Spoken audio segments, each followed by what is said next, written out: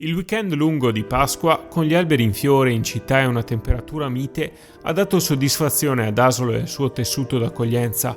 I numeri registrati dallo IAT sono tornati a quelli pre-pandemia e gli esercenti hanno potuto lavorare con uno spirito diverso da quello della scorsa primavera. Sono stati 603 i turisti e i visitatori registrati nel piccolo borgo, ma le visite alle maggiori attrazioni arrivavano a 838 persone per la Rocca, quasi 300 per la Torre Civica e il museo, dove le iniziative culturali dell'amministrazione e della Proloco hanno visto un'ampia presenza.